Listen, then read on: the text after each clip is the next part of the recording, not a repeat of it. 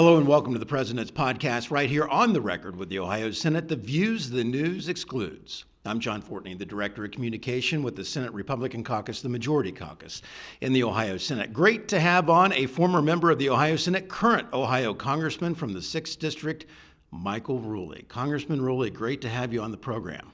Pleasure to be here. You know, one of the interesting things here in just the start of the Trump administration, it seems like the border is now secure. And when we talk about border encounters, the U.S. Border Security Agency said that last year, during March, there were 137,000 border encounters. This past March of 2025, 7,100. What has changed? The president. So I think President Trump from the very beginning let it known that the culture was going to change, that we weren't going to put up with an open border. I think over a 4-year span, we saw the devastation through our country, whether it's with fentanyl or whether it's with the raping of our children or the murders or MS-13. I think it was done by design by the people that don't like our country. And I'm not sure the opposition party, if they felt that they were being sincere with their thought process of a narrative that we want to have all these immigrants come in. We're a country based on immigrants, but we're a country based on legal immigrants. So that's the big change. I think President Trump's done an amazing job of changing that culture. Yeah, the people who have been standing in line doing it the right way are immediately disenfranchised by illegal migrants, illegal immigration. Biden said, though, that, he had done all he can. I remember late last year, he said, I've done all I can. I can't do anything else. But it seemed like if you just enforce the laws, there was no longer a problem along the U.S. southern border. That's absolutely correct. And I think you look at, there's 300,000 children that came across the border. So if there's someone on the opposite side of the political aisle and you're watching this podcast, we are very favorable for legitimate immigrants that come through the process that America has set up. All of my grandparents were born overseas and they all went through Ellis Island. But I think when you see the trafficking of human beings that was been done over the last 4 years, it'll literally keep you up at night. I think that President Trump not only boosted the Border Patrol and ICE, I think he addressed things in Central America, whether it's El Salvador or whether it's Costa Rica or Mexico. I think he cut a lot of the arteries that were bringing up these illegals, and he made it known to the coyotes and the cartel that we're not going to put up with it, and he actually proclaimed them as a terrorist state. So I think that was the beginning of the end for the border crossings. You brought up just a couple minutes ago that it was mainly, you kind of wonder if it wasn't an effort by the other side of the aisle to look the other way and to undermine basically the fabric and the foundation of the country, specifically through our voting laws. And I know in Congress, you took a vote on the Safeguard American Voter Eligibility Act, and you voted how? I voted for it. You voted for it, and what does it do? So it basically allows only American citizens to be voting. What a radical concept, by the way. Why not just let everybody vote? In fact, by the way, Ohio voters, you'll recall, back in 2022, by 76% of the vote, passed a constitutional amendment in Ohio that said, yes, you have to be, one, an American citizen to vote, and two, a resident of the state of Ohio to vote in Ohio elections. Again, what a radical concept. And I think they're off target, the opposition party, once again. When you look at the way that they're thinking about this, they're thinking that these illegal aliens are going to come in and they're just automatically going to become Democrat voters. I think Latina America is an amazing thing, and I think you've seen us make inroads. When they say that the Grand Old Party has a big tent, we really do. And when you look at Latino America, you see what they stand for. They stand for family values. They stand for like Friday night football games and fish fries. They love their soccer on Saturdays. They go to church on Sundays as a family unit. They actually promote having larger families. They love having a big dinner after church. It's like the values that all the immigrants before them came. And I think it's taken a couple decades, but I think now they see the light that we want them to have a safe life here. We want them to excel in the American dream. And I think that, when you see that group coming to our tent, it's so exciting. And a lot of those people don't want an open border. They want a safe border, which is the most ironic thing of it all. No, that's right. And it's really perplexing to see the other side of the aisle vote against that. It was 220 to 208. It passed with 220 votes. 208 members of Congress, Democrats, voted against it, basically saying, no, we don't believe that you should have to be an American citizen to vote in the United States of America. I don't understand the logic to that. I mean, have they not learned anything from last November? How do you vote against Lincoln-Riley Act? How do you do that? I mean, that poor girl was like slaughtered on the campus of the University of Georgia, in Athens, Georgia, one of the most safest towns, and they vote against it. I don't know how you look at yourself in the mirror and you vote against an act like that. It's unacceptable. Do you think November was a mandate, not only the Electoral College, but also the popular vote? What's your personal opinion on it? Well, we haven't won the popular vote since George Bush won it right after 9/11. So you have to think of that time when the country united. So, I mean, it's over 20 years since that's happened. And I think people remember life underneath Donald Trump, and they saw the life underneath Biden, and they chose. And I think it was a pretty crystal clear choice. Now, the only thing is we only have 2 years to make sure that we get the job done, or we're going to have a problem. Well, now's the time to keep the pedal to the metal and to make changes. You also serve on the Energy and Commerce Committee here in Ohio. The Senate recently passed Senate Bill 2, which really focused on baseload generation. The House also has a similar version of that bill. But Ohio is well positioned specifically in the 6th District for natural gas baseload power generation. We recently had on Congressman Balderson, who talked about the Grid Power Act. What do you think about Ohio as a net exporter and generator of energy? I love it. I am so proud of the Ohio Senate for producing such a quality piece of legislation. Senate Bill 2 got me so excited in so many different ways. But I think the most exciting thing is like things that I'm doing in Congress right now are for the expanding natural gas in America. On my stump speech, I always said I want to get rid of all foreign wars. I don't want any more Ohioans, their children, their boys and girls going to fight a Middle Eastern war that we have no business being in. The Utica Marcellus Shale is concentrated in the Ohio 6 to a level where we could supply the energy needs of the earth for 500 years. Senate Bill 2 allows something really magical that I'm trying to do, where I take local government, whether that's a mayor or a trustee or a commissioner, I tie it in with the state government, which was, that's where my home and my heart is in the Ohio Senate, and I tie it in with, the Congress. And I think when all three are moving together, and I think Senate Bill 2 allowed that to happen, where we could have this marriage between the state, the federal, and the local, where we set a standard with the industry that Ohio has doors wide open for business. And there are anywhere between 6 to 8 gas-generated power plants that want to relocate in the Ohio 6. So what does that mean? That means $25 to $30 billion in construction.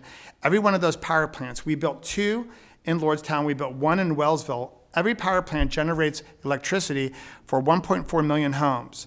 So now, if all these 8 come up online, we're looking at 12 to 14 million homes that are going to have electricity. If we go behind the meter, we could actually speed that up to have them done in construction within 3 to 4 years. And we are going to hit the ground running. And without Senate Bill 2, it'd be a lot harder to do. And the Grid Power Act, I think specifically from the United States Congress, as I recall, Congressman Balderson was talking about speeding up the process from here's our idea, get it approved and get it online, from the 10 to 12 years it was taking to whatever it would be, like 3 to 5 years. And this would also bring in business and industry to the Voltage Valley. And wouldn't it be interesting and wonderful to see what people used to call the Rust Belt, to see them making tons and tons of steel and not relying on China and Russia to provide steel, a very basic product that you have to have in our military infrastructure as well. Well, and that's definitely all coming. I mean, you're going to have everything from AI to different manufacturers locating in Ohio. And I think Ohio is really going to be, no pun intended, but the heart of it all. I think when you look at Ohio, if you take the main committee that I'm on, Energy and Commerce, there's 3 main committees in Congress. They're called A, B, C, and D committees. So there's only 3 A's. You have Ways and Means, which Mike Carey's on. You have Appropriations, which I believe Max Miller is on. And then you have Energy and Commerce. Energy and Commerce is the number one committee. It has $2.9 trillion into every Congress that we're in charge of. So think about that. That's about 60% of the United States budget.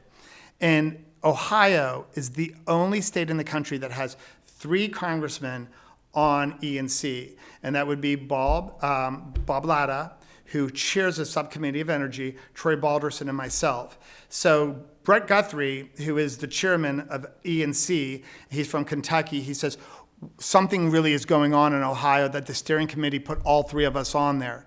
Texas doesn't have it, Florida doesn't have it, nobody has it. Texas only has 2, most states only have 1. I mean, because there's not many members on E&C. So for Ohio to have 3 is extraordinary. This is where political representation and who you vote for really matters, because if you had far left progressives in those seats, they would not be embracing the plentiful natural gas that is clean energy, by the way.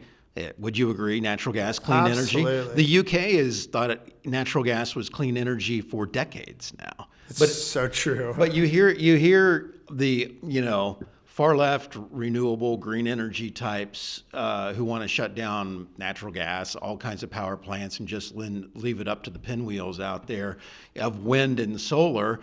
I don't understand that logic either. But I mean, if you vote for the wrong people who don't have a true sense of baseload power is needed to keep the lights on, to keep the heat on, then you could definitely really hurt this country in the position it has around the world.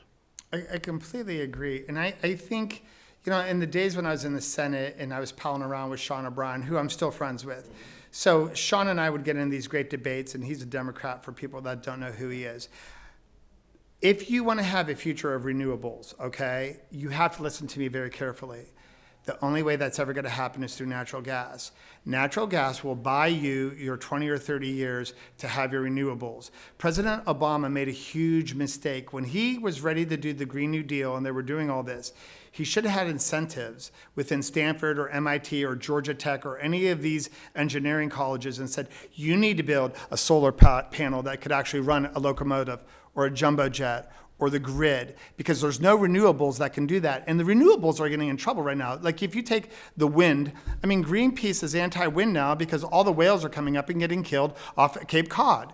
So, I mean, renewables have their problem, and there's no renewable right now that could actually protect the grid.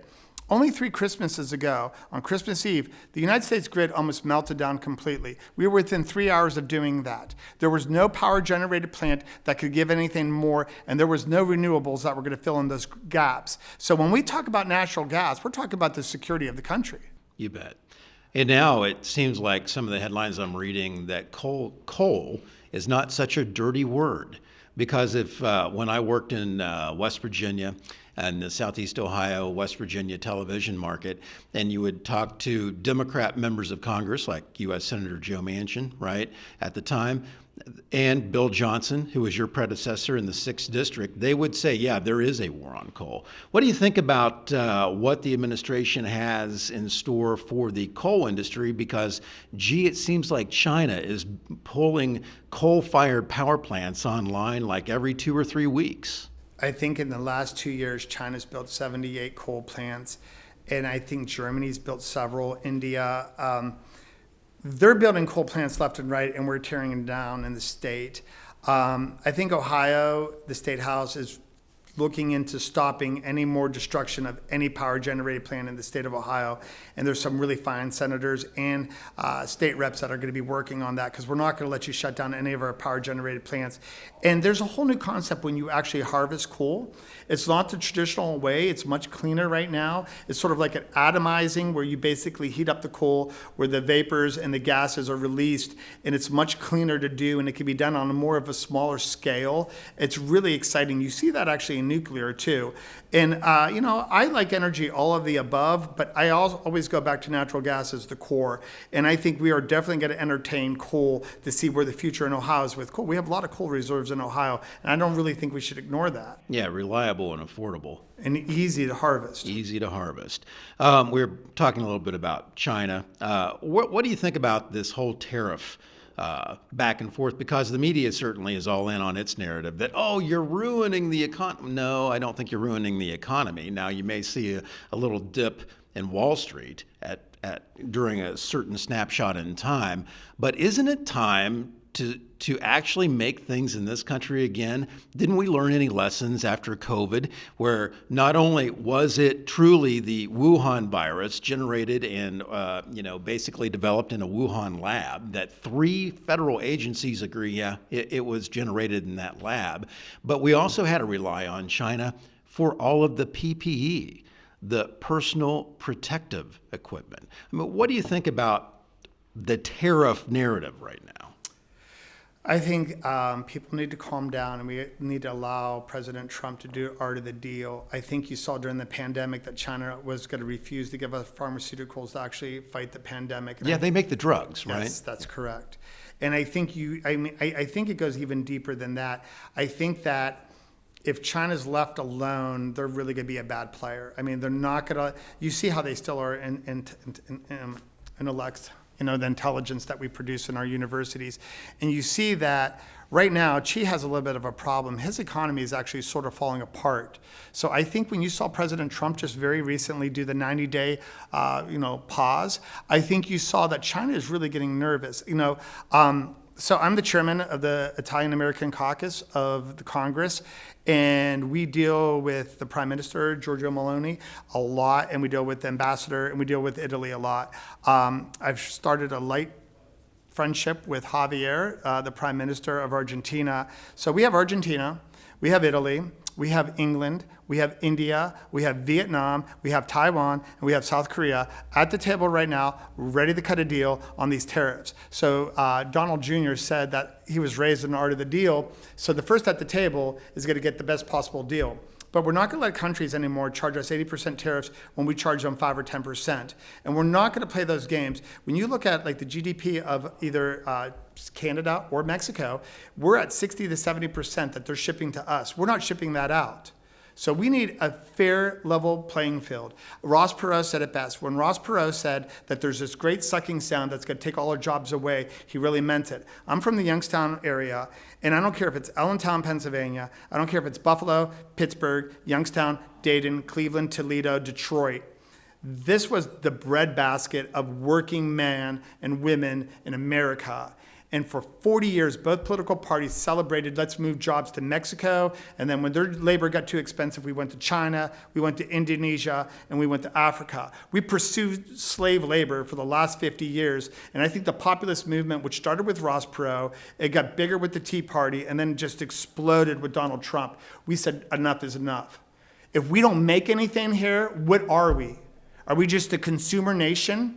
And I think the pandemic has even more of a problem on it, where America's youth wants to stay in the basement. Most of them want to do drugs, stay in the basement, have mom and dad pay for them forever. They need to get back in the workforce. And this is how American greatness is going to come back. Even the Democrats post the election, mortality, or as they did the autopsy of what happened in the election, even the key national analysts say, well, what used to be the Democratic Party of blue-collar workers that actually made things and had family values no longer exists. They've all gone to the Republican Party. And you put your finger on it when you talked about Youngstown, Steubenville, Ohio, Weirton, West Virginia, Allentown, Pennsylvania. The people that made things, that went to work every day and made the country better, were fed up. And that's why they're Republicans now. Well, and I think, John, I think you touched on this something. A lot of times when I take the plane ride back, because I fly into Pittsburgh because my district's right on the Pennsylvania border. So I've been on the plane many times with Fetterman. Shapiro, the governor, who they just attacked his mansion this week. He is another one. There are so many Democrats that actually believe into the Republican philosophy. I had our sheriff in Mahoning County, which Mahoning County was always blue. Jerry Green just switched political parties. I am targeting 4 or 5 Democrats, trying to get them to switch over into our political party, the party of the people, the party of the working man. This is what we are the party of. They're still going on their tactics. If I had Speaker Johnson sitting next to me, and I talk to him very often, we will protect your Social Security. And if anyone's watching this from the opposition party, I will make sure Social Security is there for the rest of your life. Medicare and Medicaid, that's what DOGE is about. DOGE is about finding all this fat that has been in federal government for eternity. Let's take that, because Social Security, the ugly truth is it's going to run out of money within 8 to 10 years. If we get, I want to give an example. In energy and commerce, we found over $435 billion of fat. Let that sink in. And that is not social issues. That's not touching Social Security, Medicaid. That's just fat within the corporation of what is the United States government. We could take that. We have to grow to $1 to $2 trillion, and we could put it in a rainy day fund just for Social Security. Because I think that there's no political sides when you talk about protecting Social Security. But the opposition party says that we're attacking Social Security when it's the exact opposite. The exact opposite, where they think it's okay that we have thousands of people that are 180 years old getting Social Security, or people that weren't even born yet getting it. There is fraud and waste, and there are bad players throughout the entire federal government. Well, they don't like to talk about DOGE. And it's very interesting if you go to doge.gov, Department of Governmental Efficiency and Elon Musk, 470,000 U.S. government credit cards were deactivated this week, $155 billion in savings and counting. And let me just read some of the programs that your tax dollars were funding, and I'll get your reaction. There was $168,000 for the Fauci exhibit. You know what I think about that. I just alluded to it. $1.5 million for DEI and Serbian workforce programs. $70,000 for a DEI musical in Ireland. $32,000 for a trans comic book in Peru. $2 million for sex change operations in LGBTQ activism in Guatemala. And the one that really frosts me, $2.3 million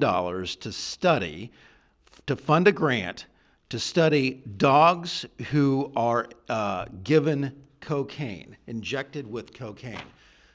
Who are these people? I mean, talk about the great evil. Do that to a dog, and you're going to $2.3 million. And if we weren't spending all of this money, the taxpayers not knowing about it, on these radical, progressive, far-left programs, maybe you could actually reduce the number of tax brackets that the federal government needs, much like we have done in Ohio.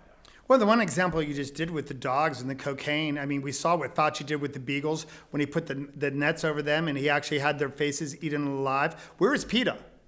These are your people. Fauci actually did that to thousands of beagles. They still have that facility in Baltimore that's doing it right now. You're injecting dogs with cocaine. I mean, that is cruelty to animals and unacceptable. You know, it's really funny how the Republican Party has emerged. We're the party of love. They're the party of war. We're the party we love our dogs. They're the party that they want to do weird experimentals on them. As far as DOGE goes, there was a program in Ethiopia where they were sending them close to $7 billion that we found in our oversight committees. And I am a member of DOGE, where we saw that this money was going to this Ethiopian, and it was one of these organizations that was supposed to have done all this research and to study of the culture and how it's affected. But in reality, the board that ran this group, there was 12 board members, 9 of them were from America. Every one of them donates extremely heavily to the Democratic Party. Bingo. It sort of seems like the reason that the far-left Democrats on Capitol Hill are complaining about DOGE is because this was nothing other than a behind-the-scenes money laundering operation for the DNC, in my opinion. I agree. Completely agree. I've got to ask you, you've always been sort of the common man, right? Yes. The runs the grocery store, right, in Youngstown. So there would be nobody more tuned in to Joe Bag of Donuts, regular Ohioans who come into the grocery store, what's going on in your lives. What are people talking about? I mean, that has to be a good barometer. What are you hearing when people come into the store? Well, I think we won so well in this last election because I think America looked at themselves, and I think that old saying, are you better off today than you were 4 years ago? And I think the answer was when Biden was done, the answer was no. And I think they said we were better off when Donald Trump was in control. But I think like right now, I think Rush Limbaugh used to call it the drive-by media. And in the drive-by media, like if you really, Bob Peterson, when I first won my first election, I was in his office and he had CNN on. I'm like, Bob, what's going on with this CNN? He goes, I already know what we're going to say. And that really stuck with me. So like as much as I could possibly do and stomach it, I love watching their media and seeing what they say. And when Trump first got in there for like the first 2 or 3 weeks, the public was so excited. The media had no idea what to do. So I think once these tariffs started being placed, and I think people like jumped to the gun where they looked at their 401k and they saw that the markets were really uneasy and the markets were up and down every day. I think that the media just tried to stoke this crazy amount of fear. But I think the problem with that they're really facing is there's about 30% of the public that is so in with your MSNBCs and all this that they're going to believe anything they actually believe. But I think the majority of the public right now are like, let's wait and see. That's right. I would agree. I love Caroline Levitt's line a couple months ago about, it was amazing to see the national media trying to hammer home the crack about the price of eggs, Well, the greatest answer in a long time was a very matter of fact, well, that's because the Biden administration ordered the killing of millions of chickens. That's right. Because of the bird flu. Facts over fiction, facts over narrative. And the egg prices have dropped in half in the last 60 days. So, that's because of, President Trump did a lot of things. He basically ordered, the expansion of hatchings. Also, they bought, I don't know if people know this, they bought 11 billion eggs from Europe to offset that until these hatchlings are able to start producing eggs. So it was a logical business approach to how we move forward to every problem that we face. Here in Ohio, during the operating budget debate that is ongoing right now at the start of a new General Assembly. I miss those. You missed that? I do. Is it a little simpler process because we require a balanced budget in Ohio? I have no comment. Well, I asked Senator Husted that a couple weeks ago, and he said, yeah, it would make things a lot simpler. But one of the things that we debate in Ohio is, and we hear from the left too, and the media as well, they love to say Ohio's unconstitutional school funding system. Well, no, the school funding system in Ohio has been constitutional since the Supreme Court released the case in 2003, and over the last 20 years, there have been 10 separate school funding formulas, so to speak, that are constitutional. In fact, during your last General Assembly, the state of Ohio, the legislature invested an additional $1 billion into K through 12 education, raising the per pupil spending above $14,000. On Capitol Hill now, I did see you deliver a pretty significant speech during a committee regarding President Trump's initiative to downsize and abolish the Department of Education. What do you think about that? And what happens to the money? I've had a lot of media hits on this subject in particular. I think I did CNN and a couple Fox and Newsmax. So I was really lucky. In the last month, I've been to the White House 3 times. I got to spend 4 or 5 hours in the West Wing, which was incredible. And I had a couple trips to the Oval Office to hang out with the president.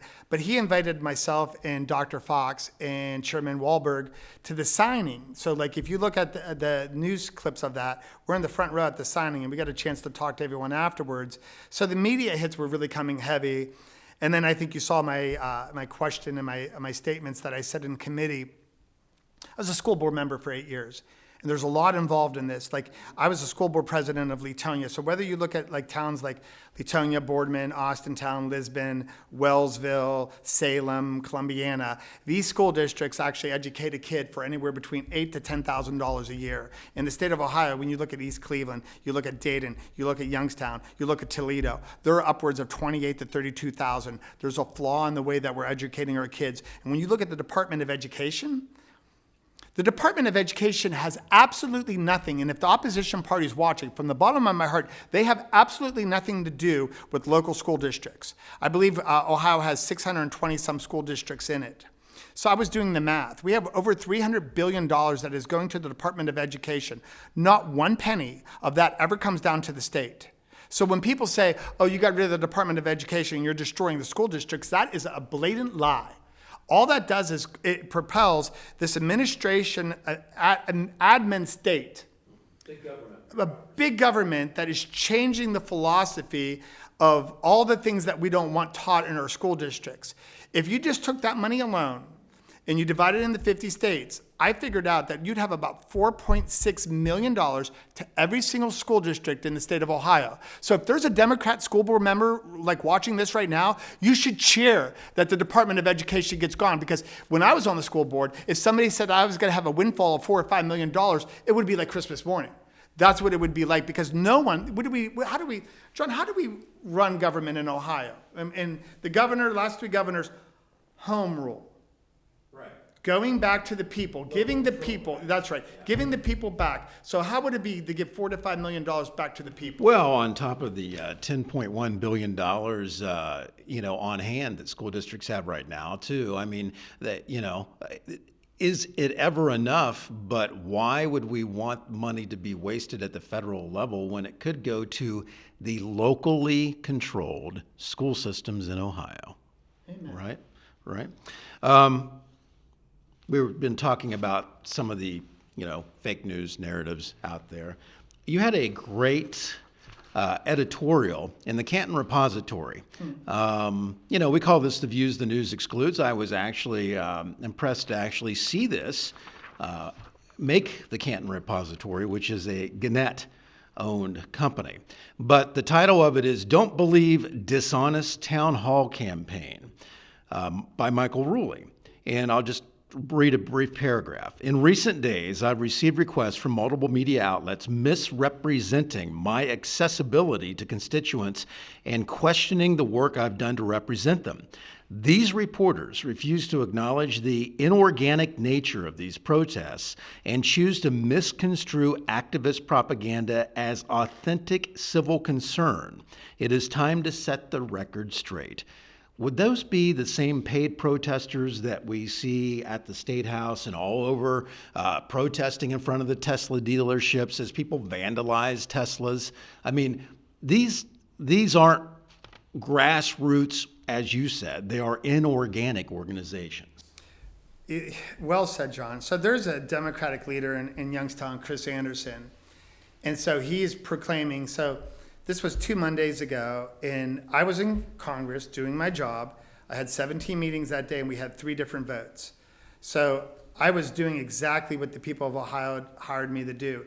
Tim Walz, who was not in his state performing his obligation to be the governor of that state, is on a whirlwind campaigning because he thinks he's going to be the president. As God is my witness, Tim Walz will never be the president of the United States. And I'm sure if Gavin Newsom was sitting here, he would agree with me. Never in a million years. So he's making this tour. He decides to come to Youngstown, Ohio. So I want to get something straight, Chris Anderson, because you're probably going to be watching this. Powers Auditorium, to rent that for a whole evening, has to be in the tens of thousands of dollars. They use 4 different apps to recruit people from 10 different counties to come to Powers Auditorium to go against Elon Musk, President Trump, and myself. And there's this Rulli doesn't do anything. Why isn't he here? I'm not here because I'm in Congress doing the job that I was elected to do. And as far as constituents, on any given week, we reach out to 3,000 of our constituents, whether it's through email, whether it's personal meetings, whether it's a phone call, whether it's a Zoom. We meet with thousands of people every single week. I go to all 11 counties. I'm proud to represent. So they're calling for these town halls. Traditionally, a town hall happens during an election season. So I had a reporter in Youngstown, Stan Boney, come up to me. He goes, I had a fundraiser. So in the fundraiser, they had this mini protest against me where they got a couple hundred people and they were targeting my donors and stuff. So Stan Boney, fair reporter, comes up to me. He says, "What do you say to these people?" And I said, well, I actually went over there and see if they wanted to talk, and they were screaming. And I said, I would say to them, the election was in November. In November, I had close to 260,000 votes. My opponent had barely 105. I had more than double him. I was only in office for 43 days when they were having the protests, and they want to know, you better have a town hall. Town halls are meant for election season. I had a mandate to perform what President Trump sold the people on. And that is to take this country back, to get rid of all this federal government that is absolutely strangling us, to shut down the border, to promote American manufacturing, to bring back the working class of America, to make America great again, where mom and dad could have these big families, enjoy the American life. We love our immigrants. We just want them legal. There's so many logical things that they can do. I mean, Elon Musk has more death threats than any other person I've ever heard. The guy that went and brought the astronauts back? Yes. And is finding and uncovering all of this radical government spending that clearly is a money laundering operation, in my opinion, to political parties or to help bolster funding from people like Hans-Georg Weiss and the 1630 Fund and George Soros. The $40 million that came into issue one that you, the Ohio voters, soundly defeated in November, that was nothing other than a political power grab regarding redistricting. We called it political outcomes over people.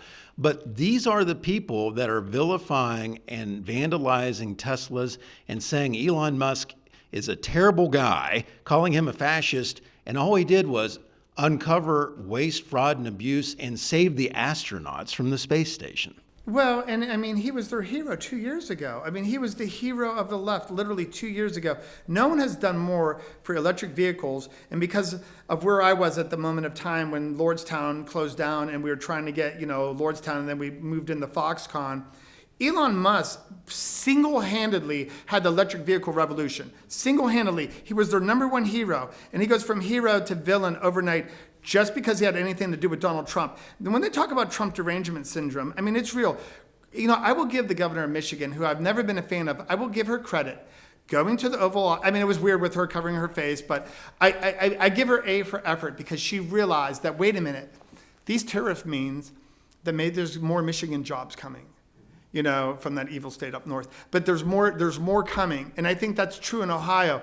I think Governor Shapiro sees that in Pennsylvania. Fetterman sees it as well. I mean, and he came off as kind of a radical, but suddenly moved right to the middle, I thought. It was very reasonable. Spot on Israel. Oh, yeah, absolutely.